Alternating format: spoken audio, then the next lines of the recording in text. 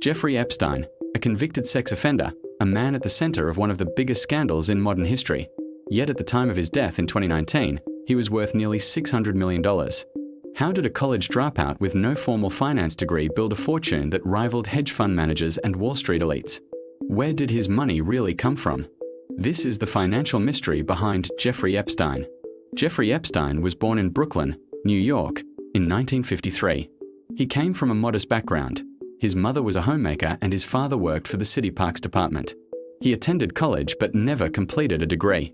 Despite that, in the mid-1970s, he managed to land a teaching job at an elite private school in Manhattan, teaching math and physics. That position became his first stepping stone into powerful circles.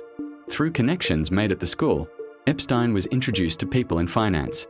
In 1976, he secured a job at Bear Stearns, one of Wall Street's major investment banks at the time.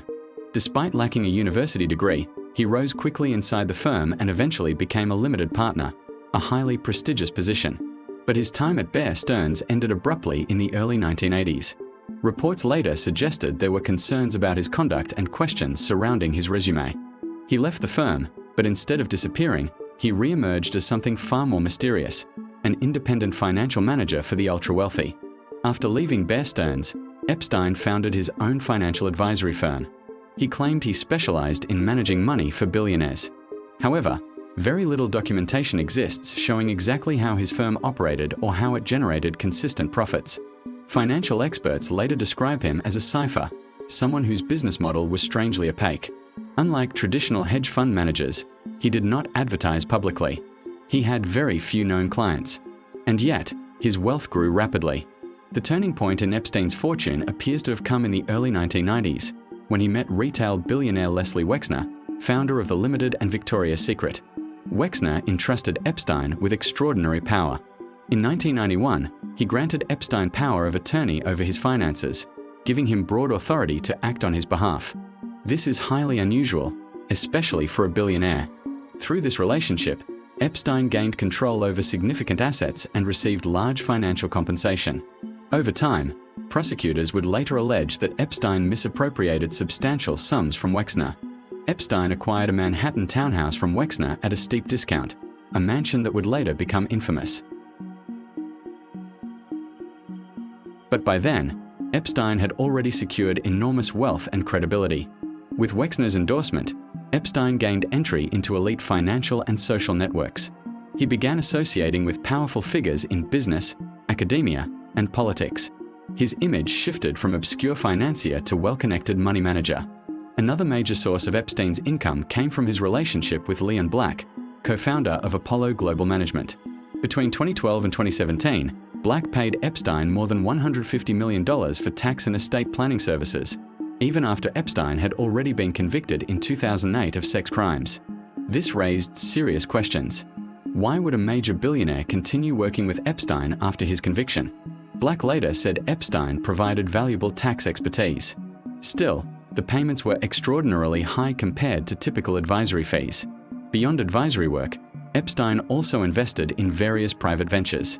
He reportedly held stakes in investment firms and technology-related funds. Some of these investments produced significant returns. Another crucial element of Epstein's wealth was offshore structuring. He established companies and trusts in the US Virgin Islands, where he owned 2 private islands. By doing so, he may have benefited from significant tax advantages. Legal filings later suggested he used complex structures to reduce tax liabilities over many years. Major banks handled Epstein's accounts, including JP Morgan Chase and Deutsche Bank. Internal documents later revealed that some compliance officers were concerned about his activities, yet the banking relationships continued for years. By the time of his arrest in 2019, Epstein's estate was valued at approximately $577 million. His assets included a massive Manhattan mansion, 2 private islands in the Caribbean, a ranch in New Mexico, a home in Palm Beach, an apartment in Paris, a private jet, luxury vehicles, and extensive investments. Despite the documentation of his assets, the central question remains: was Epstein truly a financial genius, or was his wealth largely built through exploitation of powerful relationships? Unlike most billionaires, Epstein did not create a major company. He did not invent a product. He did not run a publicly known hedge fund with audited performance records. Much of his fortune appears tied to a small number of ultra-wealthy clients and unusually structured financial arrangements. Prosecutors and investigators have suggested that manipulation, influence, and access played a significant role. Even after his death in a New York jail cell in August 2019, investigations into his financial network continued. Lawsuits have targeted banks, associates, and institutions connected to him. Settlements have been paid. Documents have been unsealed. Yet the full financial picture remains incomplete. Jeffrey Epstein's wealth was real. His assets were documented. His connections were undeniable.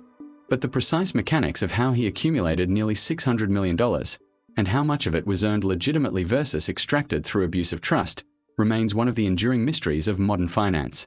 In the end, the story of Jeffrey Epstein's money is not just about numbers. It is about access, influence, power, and the shadows where finance and elite privilege intersect. And despite years of scrutiny, the question still lingers: where did all that money truly come from?